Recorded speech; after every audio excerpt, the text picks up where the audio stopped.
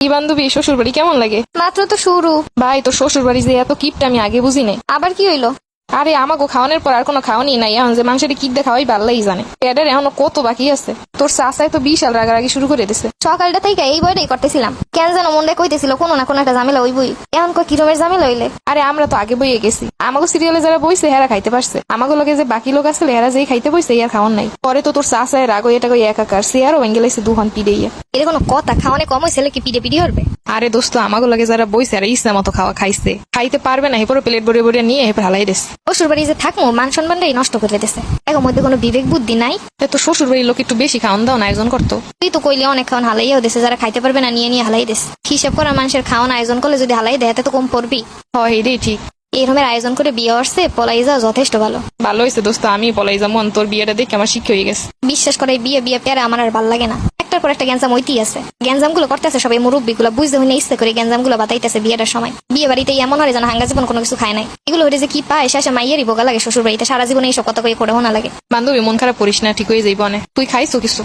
আর খাওয়া যেই দিন হইতে বিয়ে হয়েছে এই দিন হইতে এই পর্যন্ত মানে 2 গেল ভাত খাইছিলাম। হয় বিয়ের দিনও তুই কিছু খাও নাই? বিয়ের দিন যে কার গ্যাঞ্জাম গুলো হয় আর সাজাসাজি নিয়ে যে কাহিনী গুলো করে এরপর আর খাওয়ানোর ইচ্ছা থাকে। হয় বেটা, তোর বিয়েটা কেমনে কেমনে জানো ওই আবার শেষ হয়ে গেলে। ভাবছিলাম 7 দিন পর্যন্ত তোর বিয়ে আনন্দ ফুর্তি করবো, 7 দিন তো দূরে থাক, প্রথম দিনই শেষ। আর মজা মজা তো দূরে থাক, শান্তিরও খোঁজ পাইলাম না বিয়ে। না আছে মনে শান্তি, না আছে ঘুম, না আছে খাওয়া। এটারে বলে কয় পারিবারিক বিয়া। যাই হোক দোস্ত, এখনো প্ল্যান একটা আমাকে আছে, কিন্তু বাসর করে একটা সেই চমক আছে। আর চমক? বিয়ের আগে মনে করছিলাম বিয়ে শাদী যেন কত আনন্দ মজার। যেই দিন হইতে বিয়ের কাহিনী শুরু হয়েছে এই দিন হইতে টের পাইতেছে বিয়ে যে কত মজা। ওই যে সবাই রেডি হয়ে গেছে, চল এখন বেরোন লাগবে। শোন, জামাই যখন আইবে না এই সময় তুই বোন নান একদম ঘন্টা দিয়ে বই থাকি, লড়বি চড়বি না। আমার শরম করে। আরে বেটা, টাকা পাইলে তোর অর্ধেক আমাকে অর্ধেক। আমার এদিকে যে শর্টটা খাইবে আনে। কট খাওয়ানো লেগে তো করতাছি। আচ্ছা ঠিক আছে, যেমনি পারে সাজাই দাও। একেবারে ঠিক আছে, খালি ঘন্টাটা দিয়ে বইয়া থাকবি। আপু, তোমরা কি রুমে থাকবা না বাইরে থাকবা? আরে আমরা তো বাইরে থাকবো, তুই ভিতরে থাকবি। আমরা ভিতরে থাকলে তোর মজা হইব না। তুই চুপ করে খালি বইয়ে থাকবি। দুলাবাই যে রুমের ভিতরে আসবে তখনও তুই নড়বি না। যখন ঘন্টা উঠাইবো তখন তাকাবি। আচ্ছা ঠিক আছে। আচ্ছা গেলাম, কিন্তু চুপ করে থাইস কেন কোন রকম আগে থেকে বুঝতে না পারে যেখানে তুই বসা বউ নাই। তোমরা এমন ভাবে কইতেছো আমার ভয় লাগতেছে। না বোকা, এটা তো একটা মজা। আমি কিন্তু খাটে নিচে পলাই থাকবো। আচ্ছা থাকিস, কিন্তু শব্দ করা যাইব না। তাড়াতাড়ি চল, ওইদিকে কিন্তু জামাই চলে আইছে। কি যে হইব, আমার এরকম একা রেখে চলে গেল। দুলাভাই যদি আপুরে ভাই বা আমারে জড়াই ধরে, হ্যাঁ তখন কি হইব? শুনেন দুলাভাই, আজকে কিন্তু আমাগো পাওয়ার বেশি। আজকে কিন্তু আর সাইডা দিতাম না।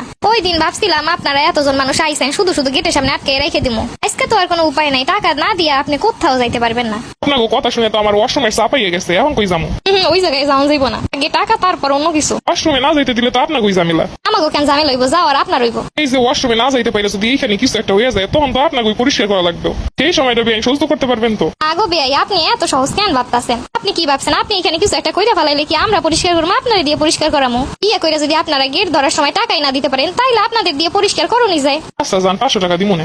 না, এইবার আর তা হইতো না। বিয়ের দিনের কথা বুইলা যান, 500 টাকা দিয়ে রক্ষা পেয়ে গেছিলেন। 500 টাকা কি কম টাকা নাকি? আচ্ছা ঠিক আছে, 500 টাকা লাগবো না, উল্টো আপনারা আমরা 500 টাকা দিতাছি। আর 500 টাকা দিয়ে বাড়িতে গিয়ে মুড়ি খান। আর আমাগো বোন আমাগো কাছেই থাকুক, আপনাদের কাছে দিতাম না। দোস্ত, অবস্থা কিন্তু ভালো না, বেশি এদিক ওদিক করলে কিন্তু বউ আর দিব না। আরে বেটা থাম, বউ গেলে বউ হইব, টাকা গেলে কি টাকা হইব? 2 দিন বিয়ে করে দেখতেছি বউ ছাড়া আর কিছু বুঝতেছিস না। এটা যা করবি কর, দাঁড়াই থেকে পাই ব্যথা করতেছে, এমনিতেই অনেক পরিশ্রম গেছে সারাদিন। তাহলে কাজ কর, 5,000 10,000 যাচাই দিয়ে দে। আরে বেটা, 10,000 টাকা কি আমি লই আইছি নাকি? আমার সারা মাসের স্যালারি তো 10,000 টাকা। আমি যদি গেটই দিই 10,000 বউ খামো কি দিয়া? তাইলে চুপ করে থাক, কথা দিয়ে গেট ছাড়াইতে আসি, টাকা লাগবো না। কি দুলাভাই, মতি গতি তো ভালো থাকতাছি না। দ্রুত 20,000 টাকা বের করেন আর বাসর করে চইলা যান। এইটা কেমন হইলো না? যার বিয়ে তার হুশ নেই, পাড়াপড়শির ঘুম নেই।